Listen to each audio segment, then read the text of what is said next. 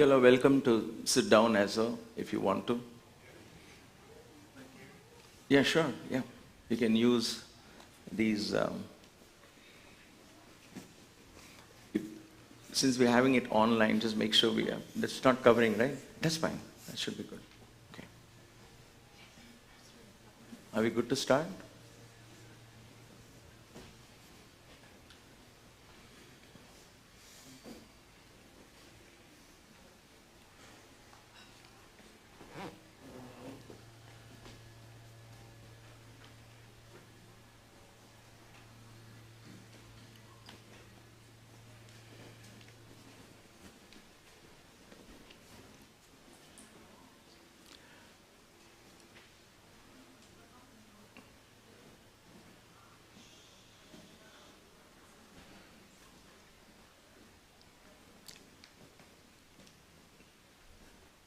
As always, let's once again start this session with 3 ohms so that we are in the moment. Let's breathe in.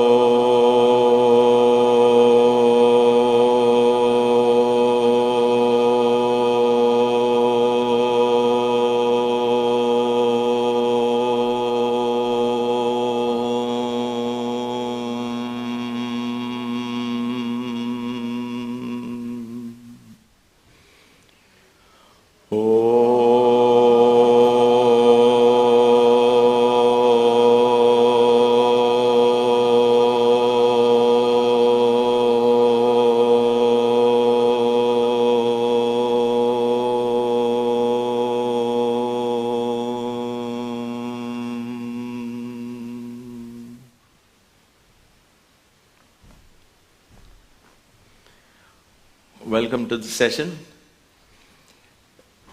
This is a session in mudras. In yoga, we have many terms. We have asanas, which are perhaps the most popular yogasanas. It's almost become synonym with the word term yoga itself. Yoga is more of a philosophy, but it's become synonym with yoga means asanas.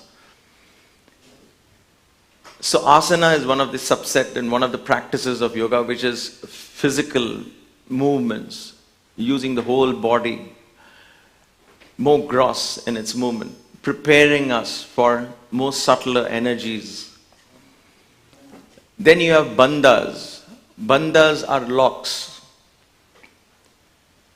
What are we locking? There are psychic energies that we are constantly interacting with the environment around us. Body language, right? When you are tired, what do? You go into the earth. You want not into the earth. I mean, you lie down and you want to go closer to the earth because that energy is pulling you down. But when you want to meditate, you don't want to go there. You want to be up. So how do you lock that energy that's going to take you down? So there are bandhas. We are not going to talk too much about that in this class today, but I'm just giving you an idea. So there's asanas, there is bandhas. Then there is prana, pranayama. Pranayama is about the breath. And then there are mudras. Mudras is a very unique combination. Mudras is like channeling an energy. Bandhas are like locks, like dams. You see, if there is a river, there's a dam to control the flow. You want to stop certain energies from going out of your body. You want to lock the energies in place. You lock them in place. So that's the bandhas, right? This is practice of yoga.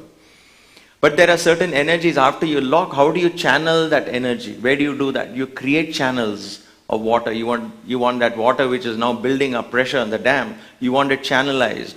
And so you have channels taking irrigation for agriculture and this and that. You channel that water out, correct?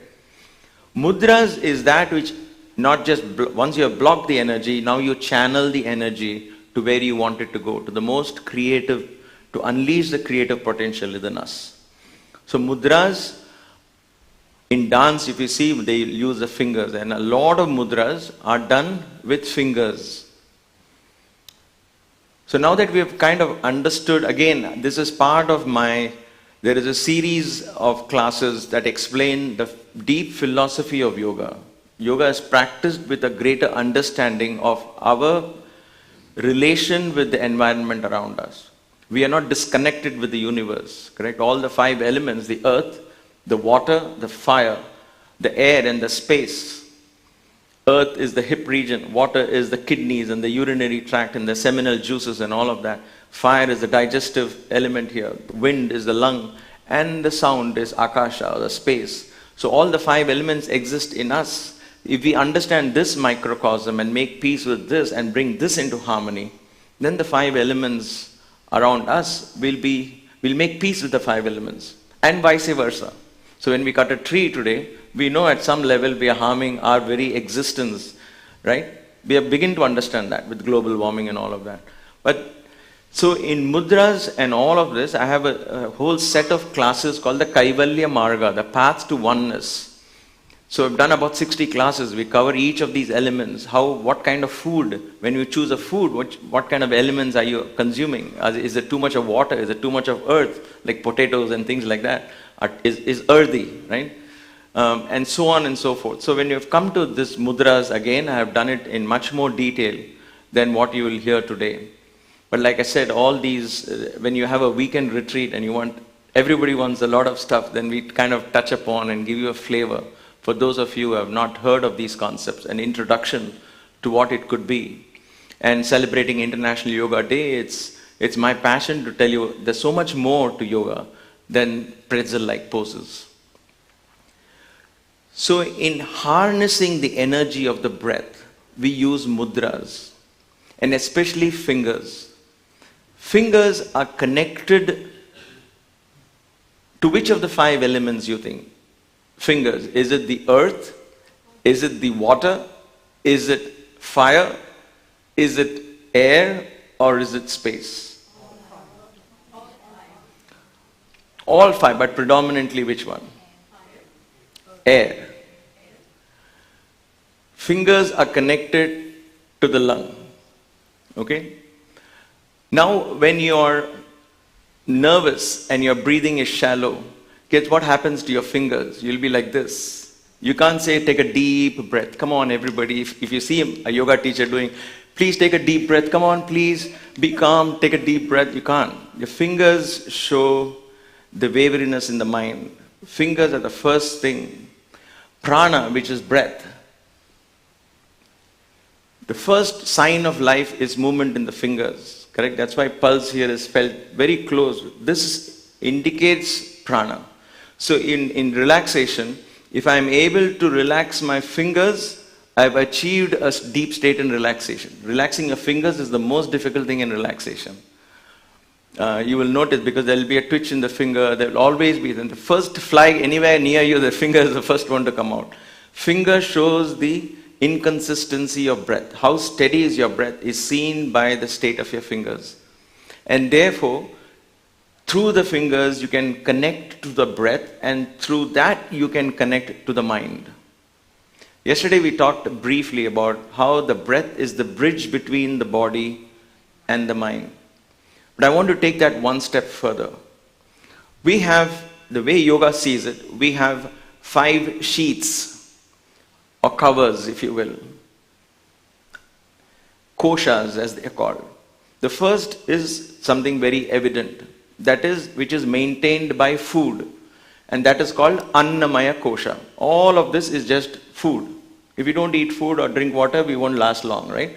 So Annamaya Kosha. This is the earth element, earthly in the sense, the physical dimension. Then you have Pranamaya Kosha. Prana is the life force that sustains this body. So that life force, it needs a vehicle to come in and go out. That life force comes to us from all the 5 elements. But in the way we can harness it easily It comes mainly through the breath, and we'll come to that. But how does this life force come to us, all 5 elements? Very simple. We eat the food. Food is solid matter, correct? And that is the earth element, something that grows from the earth, we are eating it. So the energy from the earth eventually comes into us, correct? So the prana from the earth is entering us through vegetables and whatever is grown on the earth. So that is prana from the earth entering into our body. Same thing with water, the rivers, water of the rivers and so on. When you drink water, you're connecting the prana, the life force from the water comes from the water element. So water element also gives us prana. Okay? That is something as it is given to us. We can't do much with it, right? That's how it's provided. The air, the fire element, prana comes from the sun. Not just vitamin D, but prana is a whole different concept of energy which medical science and science in general have to come to terms with and understand. Okay? So this prana from the sun, you're getting it, it's going to activate the fire element in your body. That's why for basic health, skin health and everything, we need the energy of the sun. Because we won't survive without the sun. So the fire element gives us prana. The wind element, we get it through the breath. And by controlling the breath, I can control that which comes. I can't control the sun. I can't control the waters of the river. I can't control earth, and what it gives me is all I have. But the breath I can control. That's why normally and popularly we understand prana means breath. Pranayama, control of prana, means breath control normally. But pranayama is not just breath control. It's controlling the prana that comes in. It's a whole lifestyle. Right? But today we'll focus on breath. So prana coming in through the breath. Breath is the vehicle. It is the vehicle within which prana comes in. And then we get prana from sound. That is what we are going to talk in Nada Yoga. The mantras, why we do that. Why sound is so powerful. So you see subtler it goes. The prana becomes more subtle and more difficult to control. It's easy to get prana through food and water. That's how we always think we survive. I need food and water, correct? But I can get prana from the energy of the sun and sustain myself. I can get prana only from the breath and sustain myself. So your dependency on food and water and all of that becomes less because now you're able to generate prana from other sources. When you finally start generating prana only from sound, if you can, and if that happens, then your dependency on other sources will become much lesser. But those are more difficult. The more subtler you go, the more bigger changes in lifestyle you have to do, the more dedicated you have to be, and so on and so forth. That's how the philosophy of yoga is. So in these 5 koshas, the Annamaya kosha is the one you and I can relate to. Then within that is the Pranamaya kosha. The prana, like I just explained, life force. So that is within Annamaya kosha, correct? Now within the Pranamaya kosha, within the prana, is the mind. So just now I explained to you, prana comes from the earth, prana comes from the water, prana comes from the sun, prana comes from the air, prana comes from sound. And inside prana is the mind. So guess where the mind is? Out there. The mind is non-local. You and I have convinced ourselves the mind is here. That tree out there is an extension of our mind, which is giving us prana. Because inside that prana that comes in is the universal mind that is flowing, and I am owning it. Like we love to own things, and I call this my mind.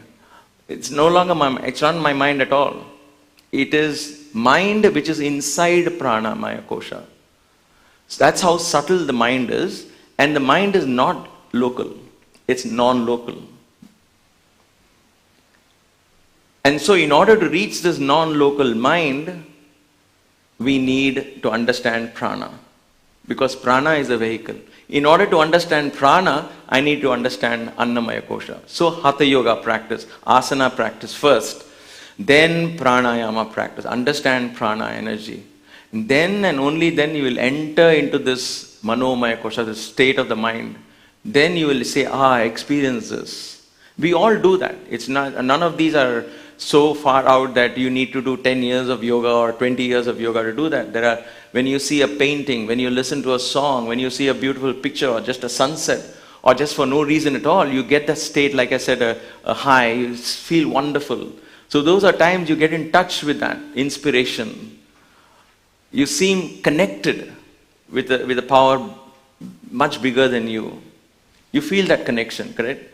We connected, we call it God, we call it our Guru, we call it whatever we want, but we feel that connection. So the mind connects you to that universal source, which is actually omnipresent.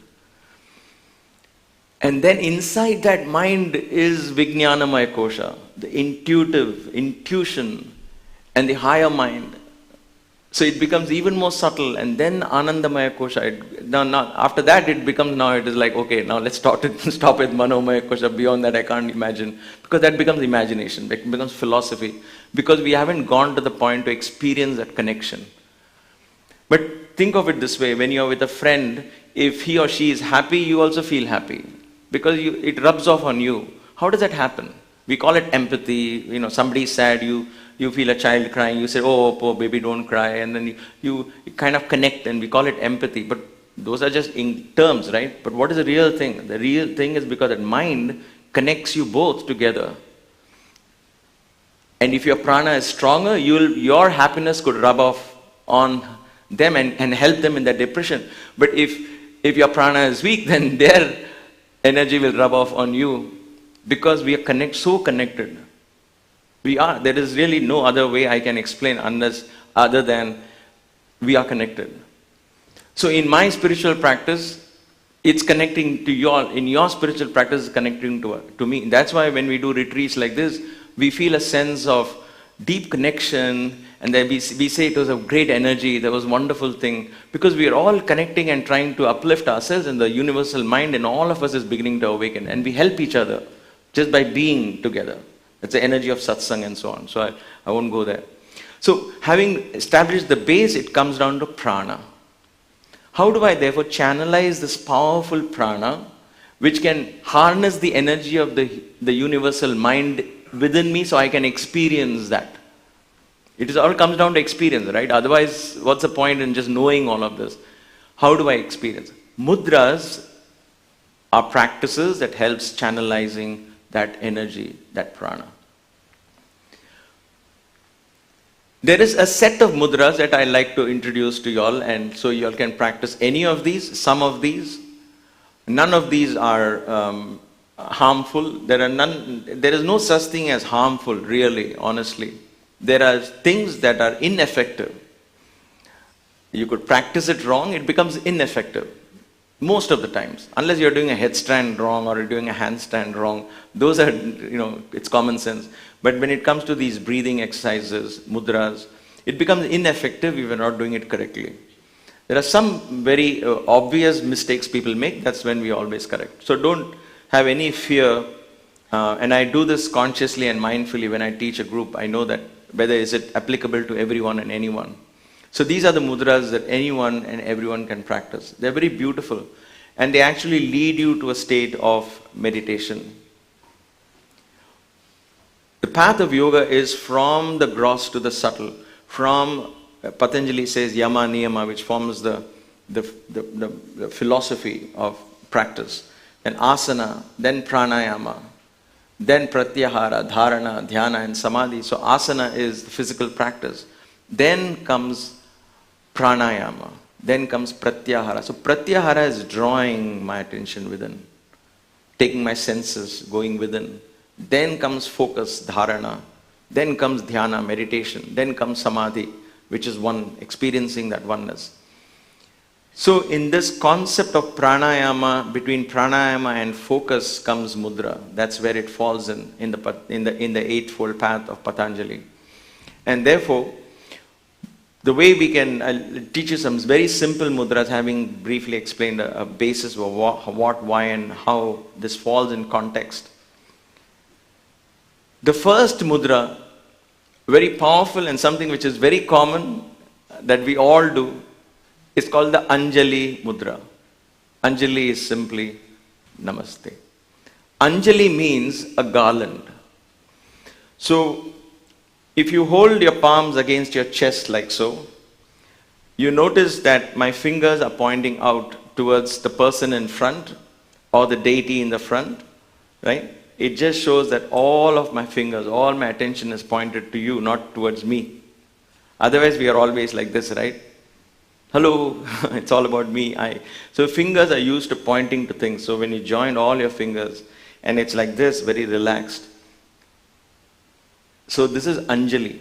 Look at my arms, the body language. It forms a garland, right? I'm wearing a garland around whom? Around myself. Around my higher self, I'm offering a garland. So this is the center of the garland, correct? When you bring a garland together, in the center you put a bouquet, small bouquet, right? So this becomes the Anjali Mudra. So when we sit for meditation, the first mudra that you could consider doing is Anjali Mudra. Anjali Mudra is complete when your chin is slightly down. You're sitting tall and straight, your chin slightly down. This is the Jalandhara Bandha. When we bring the attitude of invoking the higher self, we can name our higher self. I can call my higher self the Christ within. I can call my higher self the Sai within. I can call my higher self just the higher self within, or I am within. Any of that. So when I invoke, I bend my chin down. Because when I invoke, my mind becomes one with that form. And therefore immediately, my Sahasrara, which is here, begins to secrete. In other words, the brain begins to secrete dopamine and serotonin because I'm thinking of something I'm in love with. That is something so high, something so noble, correct? So selfless, so pure. So when my mind thinks of it, immediately the mind becomes that. And so I want to contain that experience, hold on to that. So I keep my chin slightly down. So this is a mild Jalandhara Bandha. Now you are applying a lock. So I don't want this to come down and mix with my bloodstream and again ruin that experience. I want to hold on to that beautiful feeling I get when I think of my chosen ideal, my higher self. So I invoke that and I bend my hand down. So this is Anjali Mudra. Not this, you can't do this Anjali Mudra simply because you want that lock. So I'm giving you a yogic approach to it, right? So this is the Anjali Mudra, the first step. This is where one could, if you know any chant or any prayer or anything, not a mantra and none of that, just a chant, just to give you that bhava, if you will, that emotion, that feeling of connecting to that. So if I know the Sai Gayatri, I do the Anjali Mudra with my head slightly bent down and I go, Om Saishwaraya Vidmahe Satya Devaya Dhimahi Tanna Sarva Prachodayat. I just chant any prayer if I want to, or I can simply talk to myself and say, I invoke my higher self. And then your hand comes down. Once you invoke, then you want to experience that invocation. Hold on to that. So your hand comes down either this way or this way, and we form what is called the Chin Mudra or the Jnana Mudra. Chin Mudra is like this, another very common mudras. But just because they are common doesn't mean they are the most effective and most powerful mudras. Right? We like to have things which are antique and nobody else has. But here one of those things which everybody can do, it becomes more powerful the more everybody does. Chin Mudra is one of those. So Chin Mudra and Jnana Mudra are very similar. What is the difference? The forefinger that normally has a tendency to point and go outwards, I want this, I want that. You turn that inward and connect it to your source, your higher self. You connect it to, and take all the other distractions out and say, I am going back to my source now. And this kept upward like this, like so on your palm. If you sit straight with your palm, with the back of your palms resting on your thigh, or it could be even one palm like this. You could do this as well, but you can't hold this for long. At least for me, this is ideal for me. So when you rest like this, it's called the Chin Mudra. When you turn it upside down and rest the palms completely, comfortably, turn the palms and rest it on your knees, then it becomes Jnana Mudra. This opens the door to the highest wisdom. Now, after Anjali Mudra, I can go to Chin Mudra or Jnana Mudra. I can stay as long as I want. These placement of fingers actually create psychic energies, keep the energy in the body flowing. Now you're beginning to flow that energy. Okay? You invoke that energy, the pranic energy, and now it is maintained within. It's not going out anywhere. This is almost like a lock, but it's called a mudra because we are using fingers. So you maintain this. And at that moment, you take a few moments to prepare yourself, having invoked the higher energy.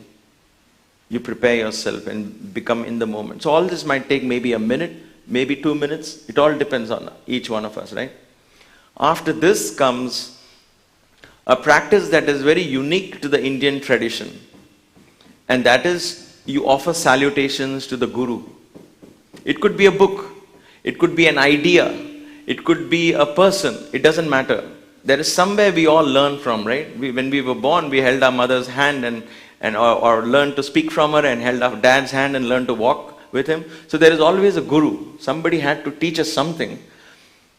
So in the Indian traditions, we pay homage to that guru. And so for that Guru Mudra, there is a very beautiful mudra. It's called, popularly known as the Mrigi Mudra, like a deer. Okay?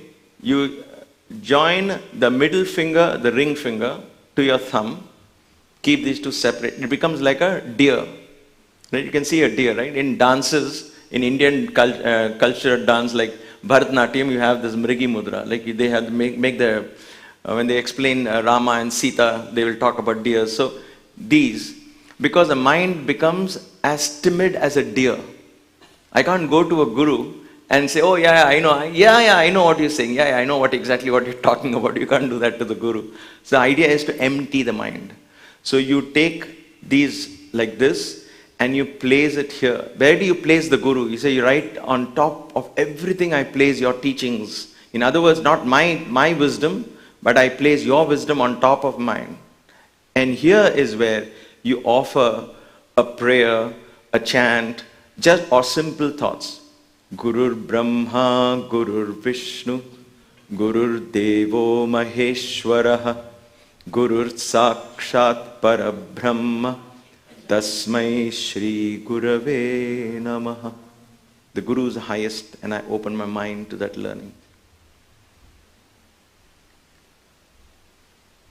And then you bring your palms down. All these are slowly preparing ourselves. So, if you would ask me how long do I do this, or how long do I hold Chin Mudra, I don't have an answer. You have to, once you understand the sequence, you try the sequence. And then you will say, I just want to be, today I want to just be here. Some days I will just finish the Guru Mudra, come back to Chin Mudra, and I just go into that thought. And just stay there. Some days I'll be very wide awake and I'll say, all right, let me continue the mudras and see where it leads me.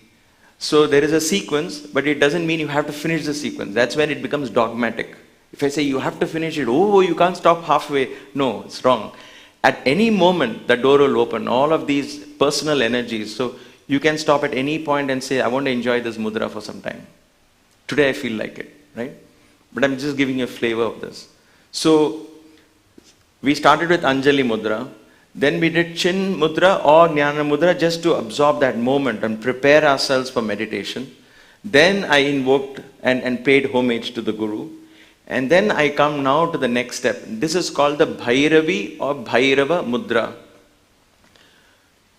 Bhairavi or Bhairava is where I become conscious of which side of my body is active at this moment. There is the left side and the right side. At any given time, we will take a few moments. If you close one of your nostrils, you will notice one, it's very easy to breathe. And there's one which is slightly blocked. So just, if you're a little sensitive, you'll know it. You might feel both are active, and they are, but there'll be one of them will be extremely simple. The breath will just flow very easily. The other side will be slightly, right? Now every 90 minutes or so, this changes. Okay, roughly 2 muhurtams they say. It's not 96 minutes actually. But anyway, around 90 minutes or so approximately, it changes. It goes on shifting. So there is a whole science around just the breath alone. Swarodhaya, it is called. It's a scripture written and dedicated to it's the author is Shiva teaching Parvati about this whole thing. They go to the point of saying which nostril should be active if you're going out to meet somebody. How do you know you meet your life partner? Check your nostril breathing.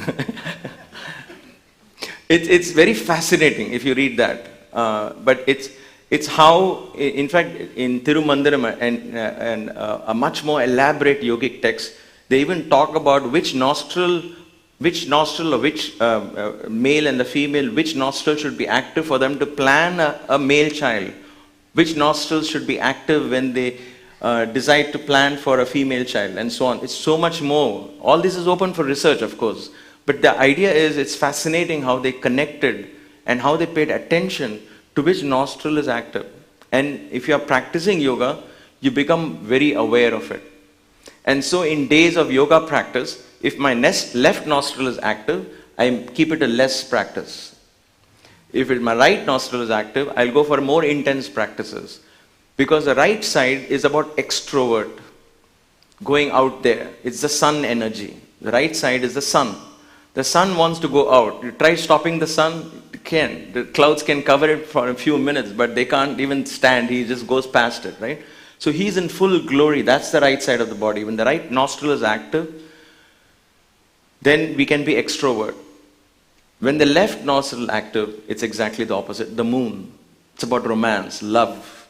It's about creativity, intuition, feeling, emotion, all of that. That's the left side of the body. Poetry, singing, all of that is left side of the body. The moon energy, if you will. So you have Shiva and Shakti. You have Rama and Sita, Krishna and Radha. That's why the whole concept is based on, that's why we have couples in India, always about, you have Murugan as the center energy, you have Velli and Devyani on either side. It's all about our body only. There's nothing beyond it. So that is the idea here.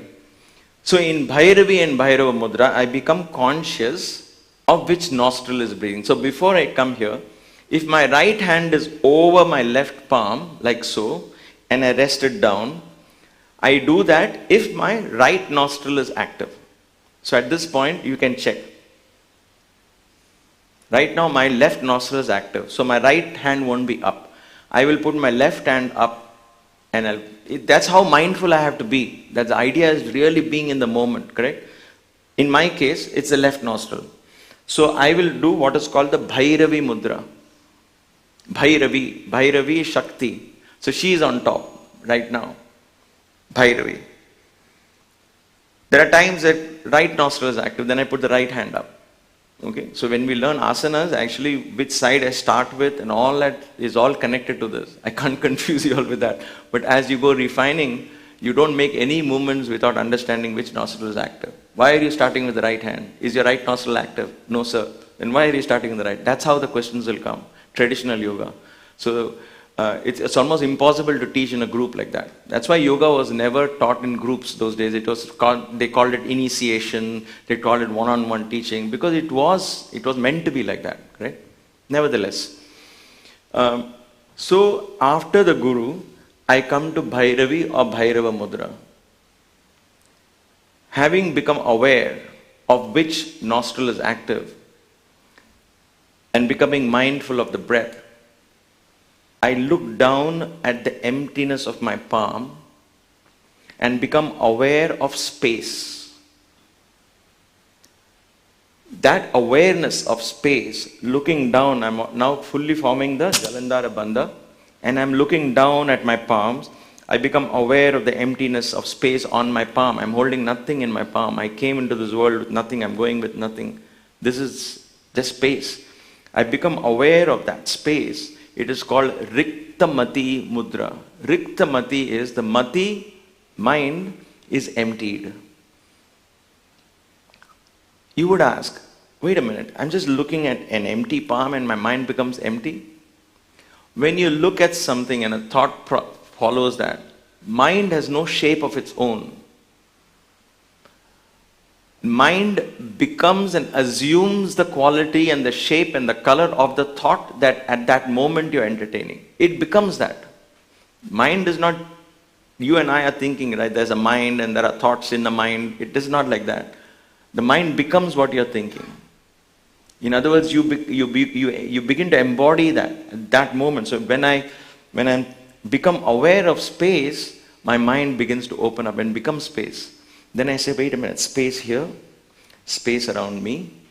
I become aware of space, space outside this building, space outside, space outside the planet, space. And so suddenly my mind begins to grow, it becomes space. So Rikta Mati is a very powerful mudra where you become conscious of the breath, and once you become conscious of the breath, your mind is now connecting. Inside the breath lies the mind, and so I connect to the mind that is omnipresent in space. So I connect to the Rikta Mati. I just stare. Sometimes I could just sit and stare like this for 10 minutes, 15 minutes, becoming aware of the space. Just becoming aware, just feeling the space around me. And it expands. Then when that starts happening, I roll my tongue back into Ketchuri Mudra. Now that I'm connecting to space, that means my mind is there, I begin to trigger the higher center of consciousness. It will automatically happen. But before that, of course, there is the Hriday Mudra. So let me not go ahead of myself. So I connect to the empty space. And then I want to pull that energy up to take myself. So I call what is called the Hridaya Mudra. So Hridaya Mudra is, you perform the Deer Mudra, right? Just let's do that. You do the Deer Mudra, and all you have to do is roll the forefinger and keep it all the way down to the base of the thumb, like so. It's like this, and then you bring it together. And then you bring it in front of your chest, like so. You just roll this all the way to the bottom, and the middle finger and ring finger up like this. And so then the little fingers point downwards, and you join them. This is the heart mudra. So when you do, this is called a Hridaya Mudra. When you do this, you breathe out. Now you apply the mild Uddiyana. Again, you pull your stomach in.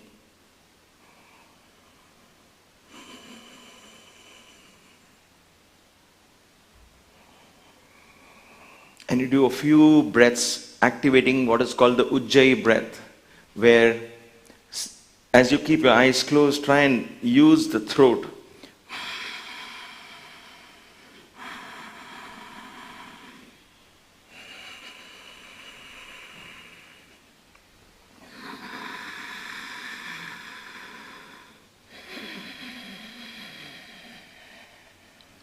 I do 4, 5, 6, 7 rounds of the Hridaya Mudra, where what I'm doing here is, you can relax now.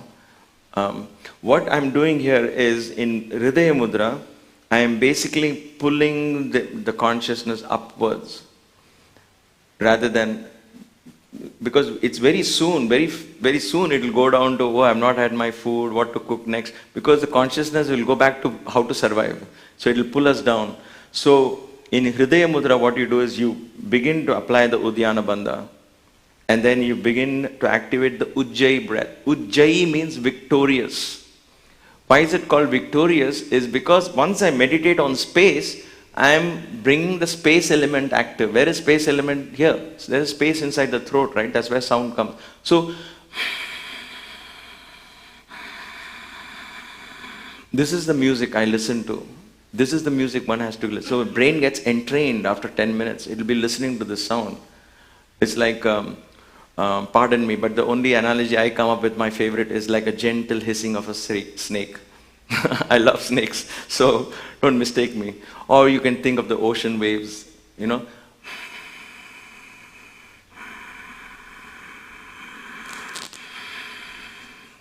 So when you do Uddiyana, mild Uddiyana, and you activate the Ujjayi, the prana begins to come back to get established here, and you're activating the space element. When you activate space element, you are activating higher centers. When we have vivid dreams, very clear dreams, not regular dreams, right? Most of the dreams, you get up in the morning, You're like vague about it, you don't know, and it kind of disappears. But there are certain dreams which are like, wow, it was so real. We all have experienced that. Those are the moments when Udana Vayu is active. So just like when Apana Vayu is active, you feel like going to the toilet, right? Or when the Samana Vayu is active, you feel like it's time to eat, right? There are different Vayus. When this Vayu is the one that connects us to other dimensions in meditation, connects us to higher dimension, inner dimension. When I say higher, mind. Again, mind means where? We already said mind is omnipresent. So the moment I go into the mind, this becomes active. That is why the Guru Tattva is here. Guru Vani we say, right? In the Sikh they say Guru Vani, the word of the Guru. In the Bible talks about first there was flesh, first there was word, the word was God, and then God became flesh, and the word became flesh. So everybody understands sound, that this is the power of that space. Because here the whole dimension shifts. We get to listen to the voice of God, literally, the higher self. Okay, and that comes, that's where intuition comes, creativity comes, and all of that. So Ujjayi breath is activated when we do, or we should activate the Ujjayi breath when we do the Hridaya Mudra. We activate the Ujjayi breath, and then we roll the tongue back. The tongue is rolled back. It's called Ketchuri Mudra. Now this itself, what I'm telling you, is a whole weekend retreat.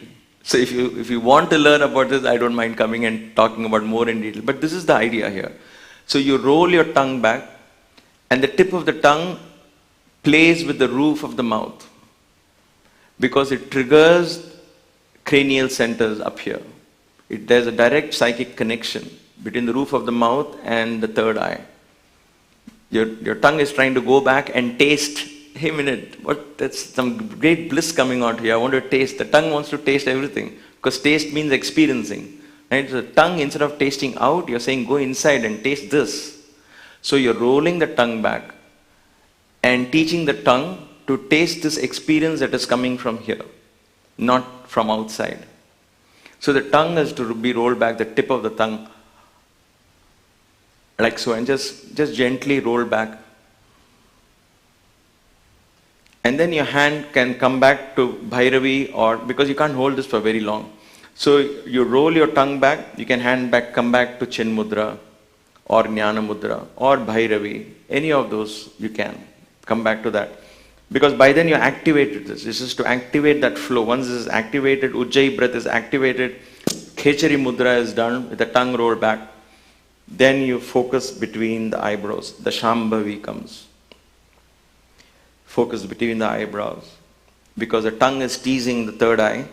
So you see how I've taken the consciousness all the way down till here. Correct? Through mudras alone, then Shambhavi Mudra activate the center. Now try and see if you can focus in between the eyebrows with your eyes partially closed. And it is possible that within a few seconds you might feel pain in your eyes. If that happens, then the other alternative is to look at the tip of the nose down below. This is called the Nasika Drishti, tip of the nose. This is also has the same effect as keeping a focus here. These are two different practices. Now this practice of keeping eyes focused, triggering the third eye, it's something that takes a long time, because just like any other muscle, eye muscles are soft, weak. We have to be careful. We can't teach this to children because their muscles are very weak. Don't teach a 6-year-old, keep staring here, you might get squint. Don't do that. But it has to be very gently learned and carefully learned. It is not a must to do this. If you cannot do this, then look down at the tip of the nose. This is more sattvic, this is more gentle on your eyes, on the muscles, right? So you could do, the only disadvantage with this is because eyelids are pointing down, you're looking down, you'll fall asleep. From here to here, closing your eyes becomes easier.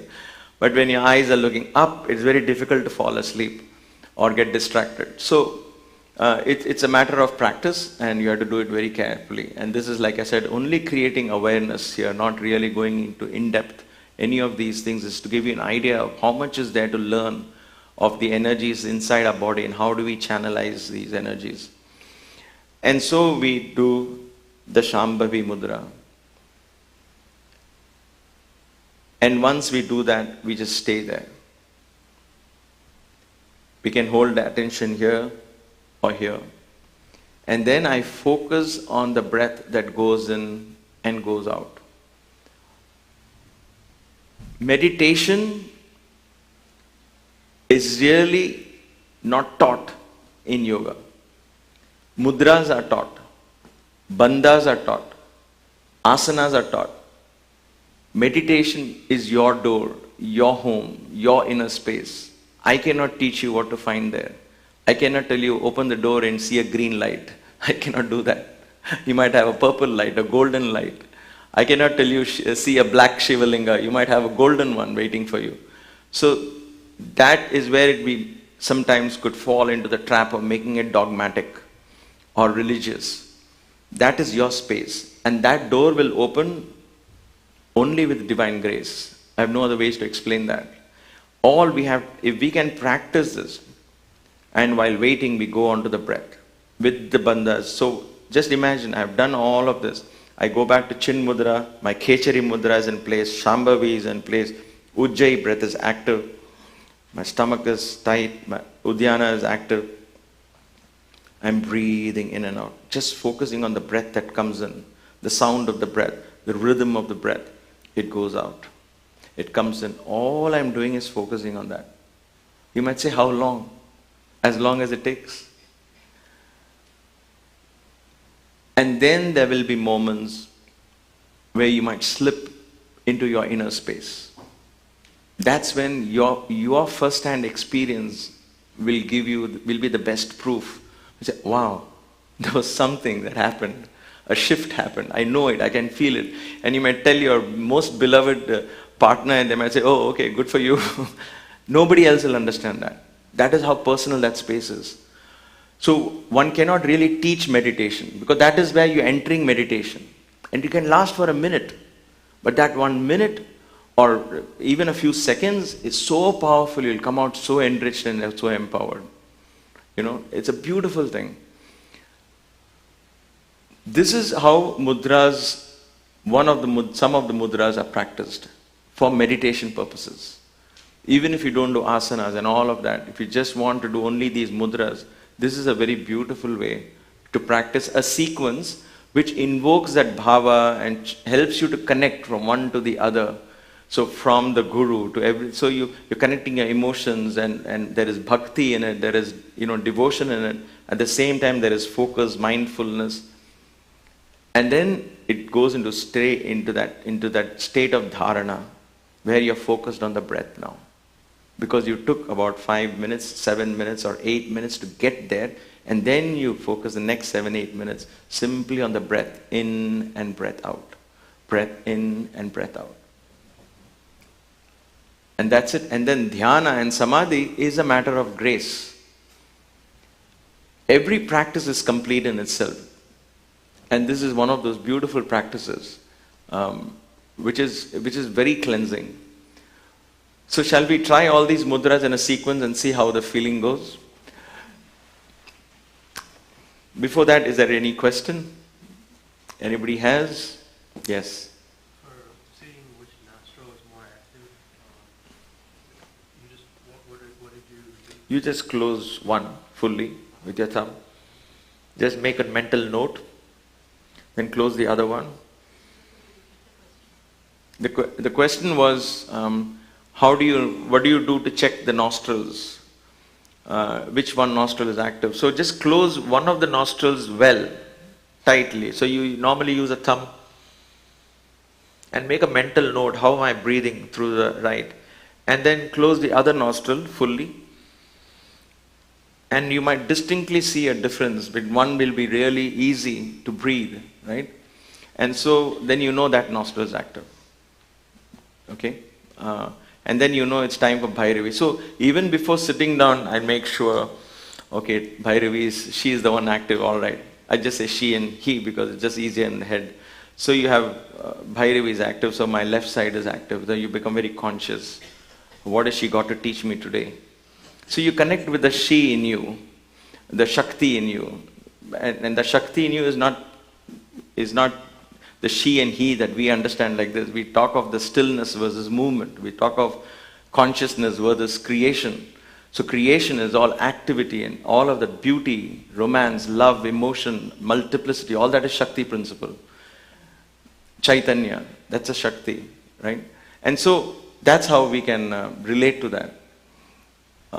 One thing before I get this question, I am going to preempt this question because it comes at some point. Don't get confused between the right side of the body, left side of the body versus right brain and the left brain. Now, you would have read about the right brain and the left brain. Analytical side, logical side, extrovert is what? The left brain. The right brain is creativity, intuition, poetry. You might say, wait a minute, okay, how does that fit with what you said just now? Is there a conflict? And I say, no, there is no conflict. Why? The right side of the body becomes the left side of the brain. At this point here, the nadis switch. The final switch happens in this place. The right nadi becomes the left brain. The left nadi becomes the right brain. So you are still intuition and creativity and all poetry, all that will flow when your left nostril is active, which means the left nostril is activating the right side of the brain. Because of this place is where nadis are interacting in many places. If you see the medical, this thing, they have the two snakes going over. That's actually borrowed from the ancient yogic concept of nadis interacting. The right and the left interact at every chakras and in fact in between chakras and all that. So finally they interact here and go into the Sahasrara, activating both sides, bringing balance to both sides of the body. So the right side nadi activates the left side of the brain. So it's still right about this. And the left side activates the right side of the brain. Any other questions? Otherwise we'll go into a guided... Yes, Ida is the moon. Ida is the left side. Pingala is the sun. Pingala is the right side. So, how frequently do they switch between the left side and the right side? About 90 minutes. Two muhurtas. One muhurta is 48 minutes. So two of them, so 96 minutes to be precise. They kind of switch. But then it all depends on our lifestyle. And how late we sleep or what we ate and all of that. So it kind of could change between 90 to 96. Sometimes it can last 100 minutes or so. It depends. But on an average, yes, about 90 minutes or so it will switch. Well, you can try it and see. Of course it does, yeah. Now, an ideal way is when you sleep at night, you sleep on the right side. If you have had your dinner and you sleep on your left side, the left side is compressed, so the right side becomes active. When the right side is active, Agni means fire, right, becomes active. It helps in digesting the food. Now, even physical, it helps you to rest your stomach, right? When you lie on your left, your stomach is rested. So it helps you to rest better. So something to think of, how we can shift. So I know practices that I can actually shift. Suppose I decide to do tomorrow 108 sun salutation, I'll make sure my right side is active. I won't take a chance because I've committed to 108 sun salutations. So I'll make sure my right nostril is active even before coming to the class. So what do? I have a Nauli practice where I can shift powerfully for 5 minutes and then within the next 10 minutes I know that this side will become active. And it will stay there for another 1.5 hours or so. So I know I can practice. But I use that rarely because let the body have its own cycle, right? We don't want to do that on an everyday basis. But you can actually shift, make each one active through yogic practices. There are some very simple things like you can simply lie down on your left side for a little bit, 10 minutes or so, and your right side should become active. Or the other way around, you could lie on your right side, keep this part pressed, this lung pressed, left side becomes active. So you see in the Markata Kriyas that we did, we were activating each side. We are balancing one after the other. That is an amazing exercise. One of the most powerful exercises, asanas in yoga, are the spinal twists. So when you're twisting and sitting on the chair and twisting, you're actually activating each side of the body. And therefore, it cleanses a central channel. It's an amazing practice. So that the practice is about the right and the left side, balancing the two sides.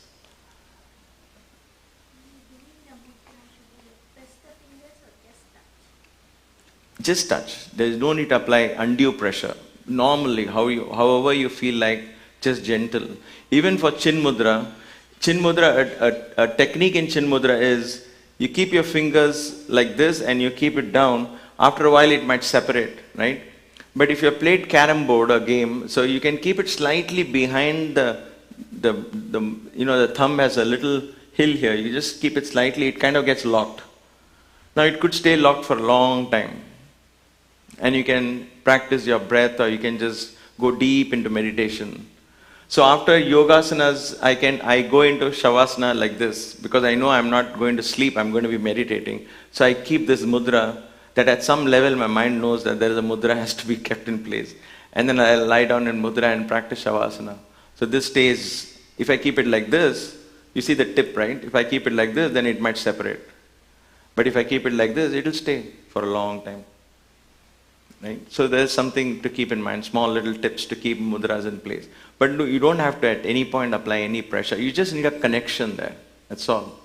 Those touch points are so sensitive that it connects, right? I mean, today you have touch sensors that tell you where you have the truth machine or whatever it is. They connect you to what? To the fingertips. Because it immediately tells you what is going on inside. So this is connected to our breath. The breath is connected to the mind. And therefore, the fingers are connected. That's why every element has a karmendriya and a jnanendriya. In other words, a sense of action and a sense of perception. The earth element has the nose and the anus. Anus, why? Because earth element is all about solid matter. And from in our body, the part of the body that passes out solid matter into the earth is the anus, correct? Fecal matter goes out. So anus is the sense of action that is connected to the earth element. The sense of perception that is connected to the earth element is the nose, the sense of smell, gandham. Gandham is connected to prithvi. Why? Only matter has the quality of smell. Water does not have smell. Air does not have smell. Fire does not have smell. Space, of course, does not have smell. Unless somebody farts or something, space won't smell. Sorry. But anyway, but you won't have that. Only matter has smell. And therefore, smell is a subtle energy, the sense of perception. And the sense of action is the anus. Connected to the earth element. Water element. The sexual organ. Because you pass urine, seminal juices, all water only passes from there, correct? So the sexual organ is the sense of action. The sense of perception, tongue, filled with water and saliva. A dead man doesn't have water, so his tongue will be dry. So the tongue and the sexual organ is connected, water element. Now you understand why they say control and do fasting, control your tongue. Because the water element has to be controlled, not because there is a sin or anything of that. It is the idea to control water element. Imagine if water is not controlled. It can create storms and hurricanes. Water can destroy, right? How do you control the water element? If you can control these two organs. Same thing with earth. The quality of your fecal matter tells you how the earth is, how the health is, right? We go to medical test, what does it say? Give us a small sample. They take water and earth and find out how healthy you are. It's very simple. Same thing in yoga, they say control the food, and the kind of fecal matter that comes out of your body determines how healthy it is. How big is the size of your poop, if you will, when it comes out of your body. That determines how healthy your gut is, your intestines are, right? If it is short and all of that, then you know something is going wrong. If it is one long, you see how babies poop, how much they poop, they don't look, they'll be this and the poop might be double their size. Because the intestines are so clean, they can just get rid of all the systems. But what happens to us as we age? So how do we maintain that? Where is the fiber in our diet and everything that cleanses the system? So earth is connected like that. Water is connected like that. Fire is connected to eyes because fire is light and eyes can see only when there is light. Correct? So the eye is a sense of perception. What do you think is a sense of action connected to fire? Feet. Feet is connected. The bottom of your feet. I could wear in winter, we are in Chicago, so in peak winter I could have the most expensive fur coat if I want to buy one, and I can walk out, and if I don't have shoes, this $5,000 coat is of no use. Why? Because cold feet, the warmth of the body can escape from the feet. So you first cover your feet, right? Warmth comes. That's why when you do exercise and you jump up and down, what happens to your body? It becomes warm. Feet. So water from this is earth. Below earth there is fire. What's happening outside? Dig into the earth. What will you find?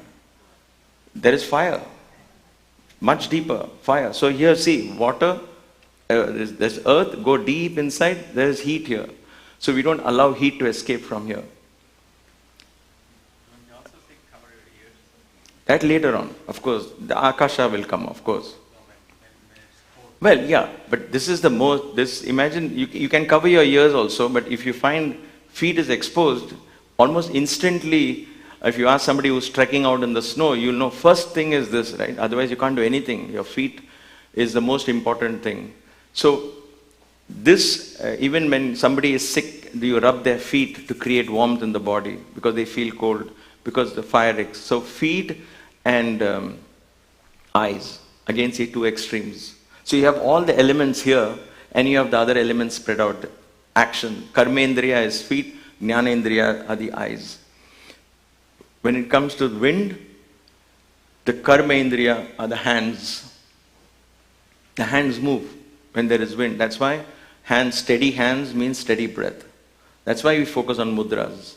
So this is the sense of action, karma, indriya. The sense of action are the hands.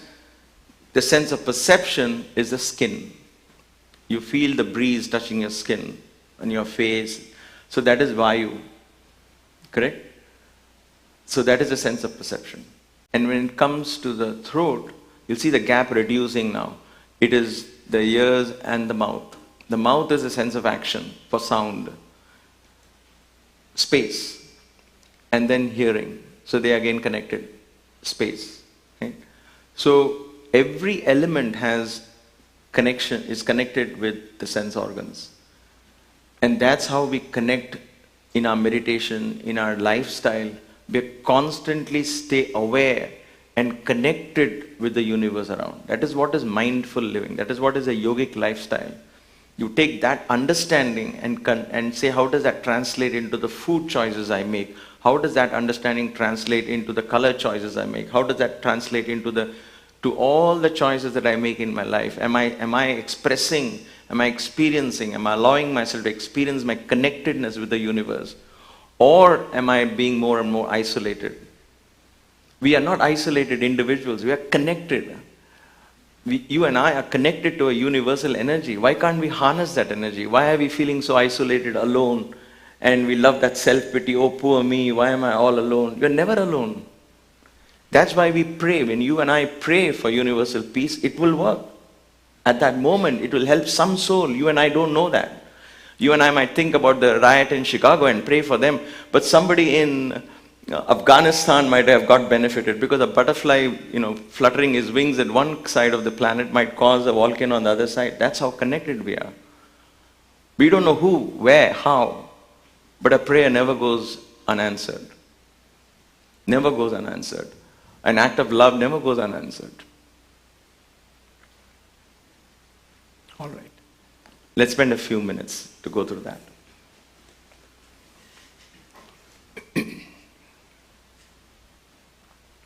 Let's sit tall and straight.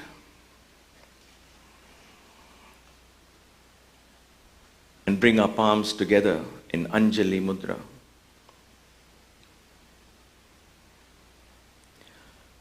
Let us bend our heads down gently. a sense of deep gratitude, a sense of prayer. We focus all our attention on the base of the spine, the Mooladhara, and invoke this energy of the elephant, the mind that lies within, to open doors. Vakratunda Mahakaya Suryakoti Samaprabha Nirvignam Kurume Deva Sarvakaryeshu Sarvata.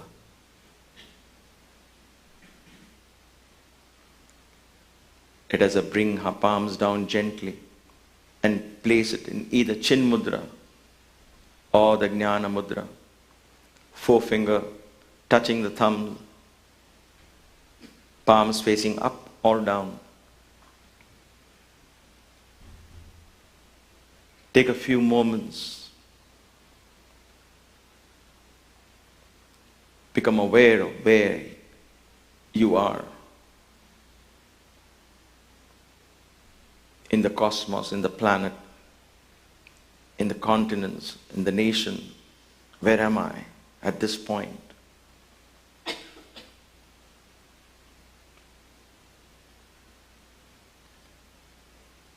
And be grateful for being alive.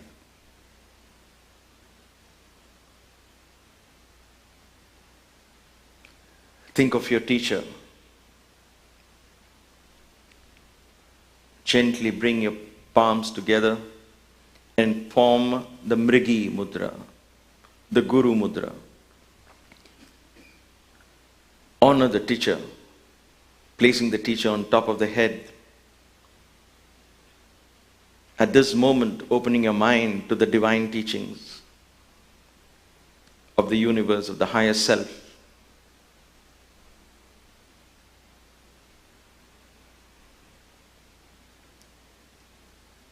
Gurur Brahma, Gurur Vishnu, Gurur Devo Maheshwaraha, Gurur Sakshat Parabrahma, Tasmai Sri Gurave Namaha.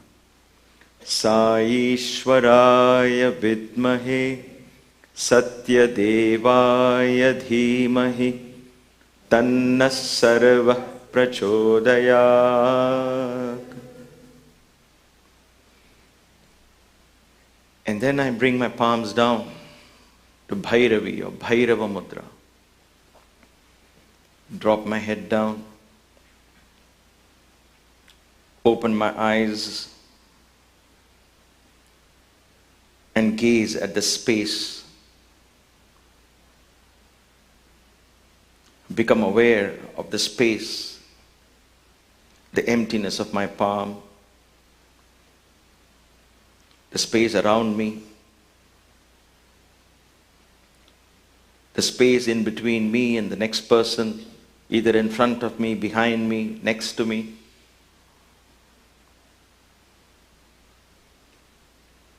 And the space in the hall,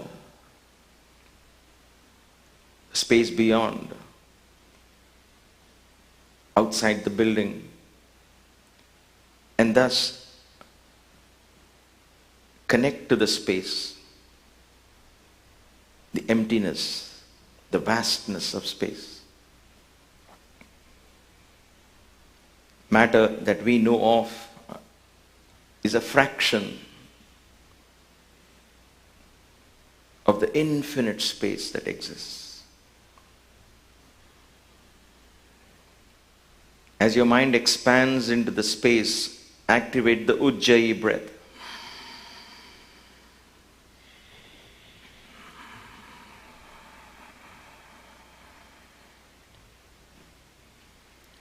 As the sound passes through the throat, connect to that space element inside of your body and the space outside through the breath that goes in and out.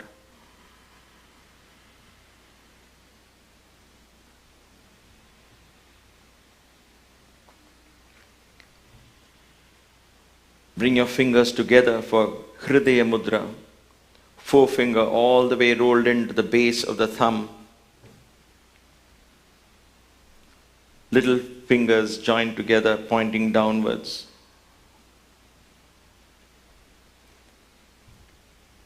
Bring in your stomach gently in. With the Ujjayi breath, continue to breathe through in and out through the chest for a minute or so. As you slowly roll the tongue back into Ketchuri Mudra.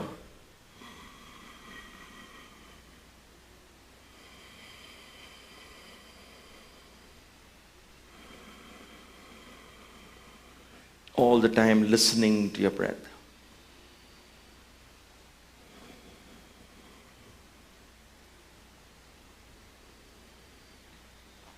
Holding the stomach in place in mild Uddiyana.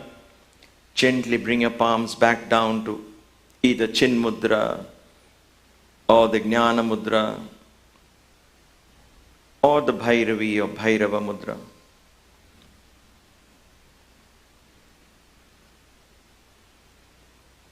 Slowly begin to gaze either at the tip of your nose or between the eyebrows.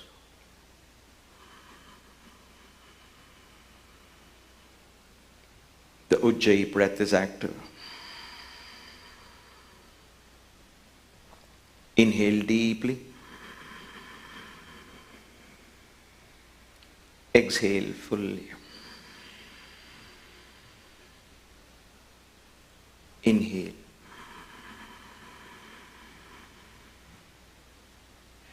Exhale.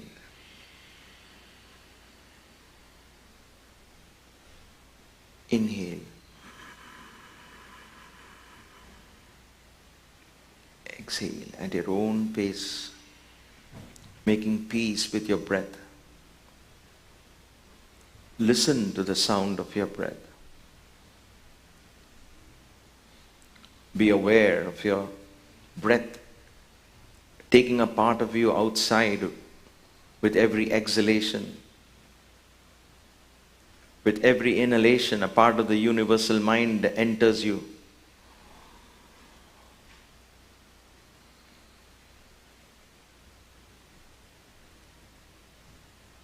Open the doors of that universal mind. Open your heart to receiving that wisdom of the universe.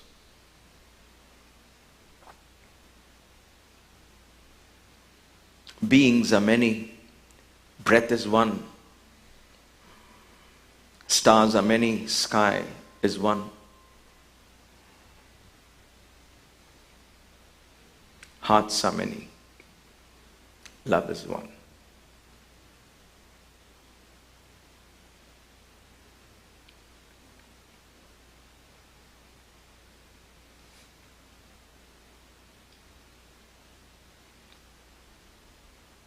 In that expansion we connect. We realize the oneness. And in that oneness, we reach our home.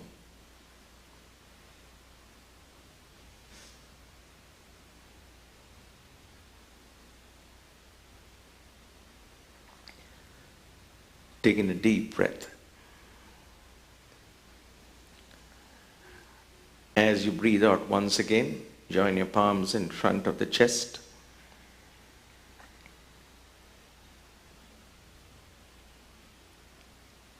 With great gratefulness, we offer this practice to the universe. Om Brahmarpanam Astu.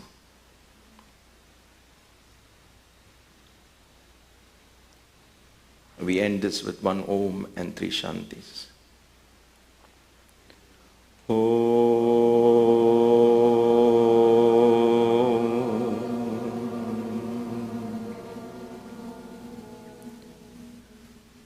Shanti, Shanti, Shanti.